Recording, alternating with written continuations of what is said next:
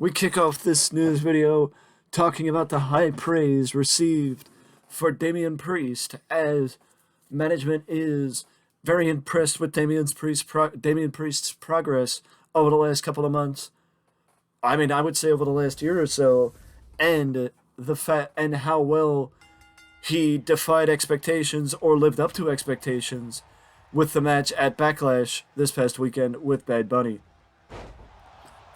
According to Savio Vega, also, it was Damian Priest who went to bat for Carlito and Savio Vega to have them involved in the match this past Saturday night, where Damian Priest and Bad Bunny fought in a San Juan street fight. But it was not without surprises, as both Carlito and Savio Vega made their presence felt during the match, assisting Bad Bunny against the Judgment Day, which was, I mean, a moment that I don't think anybody will soon forget, but it was an insane, insane night. Just that match, and I do agree that Damian Priest and Bad Bunny should have main evented,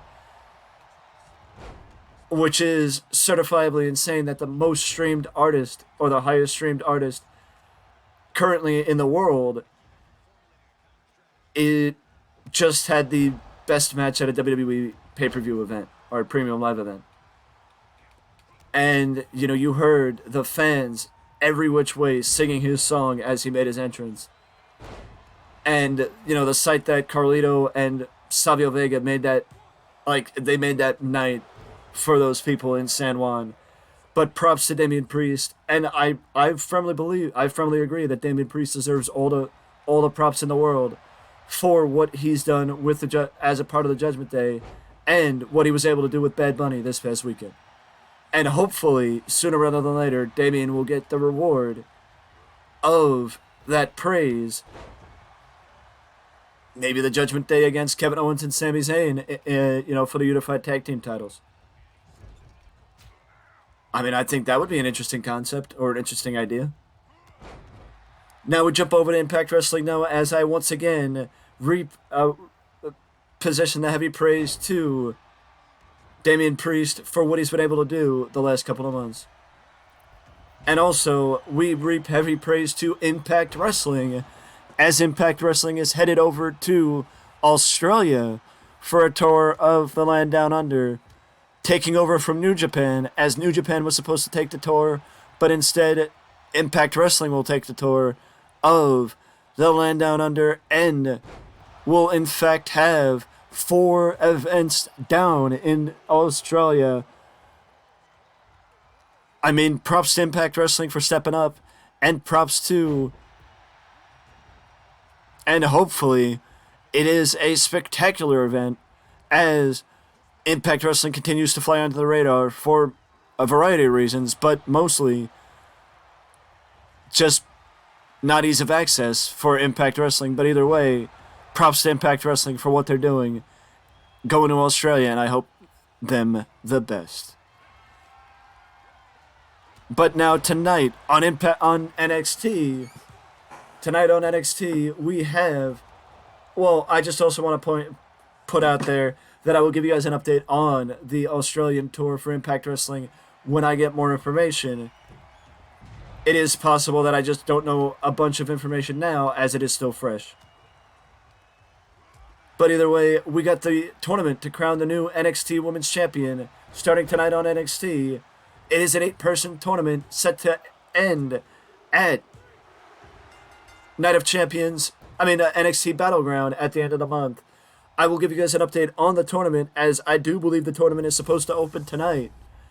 And I will give you guys an update on the tournament tomorrow, because it doesn't make sense to talk about who's in the tournament tonight, with NXT being tonight, and whoever wins may not be in the tournament tomorrow.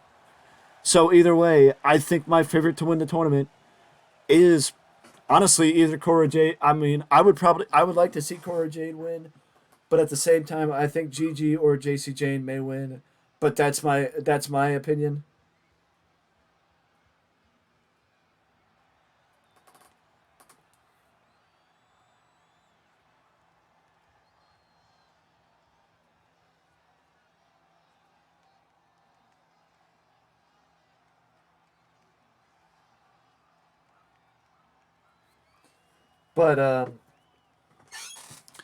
But again, I just want to say they will they will continue the JCJ and Gigi Dolan feud, and also it is more than likely expected that somebody unexpected, somebody that they want to see in a premier spot before they get called up, would be given the ball, and it's not going to be Roxanne Perez because Roxanne Perez was already given it.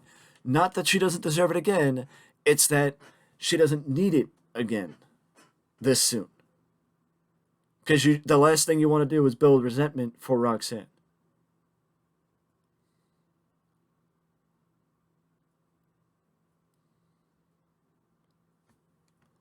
But either way, I will give you guys an update on what's going on that front tomorrow in the news video. And right now, the tickets for Double or Nothing are underselling as per reports. It is about 60% below capacity, and only 7,200 tickets have sold overall over the last couple of weeks, which is, domestic sales are down, international sales are up.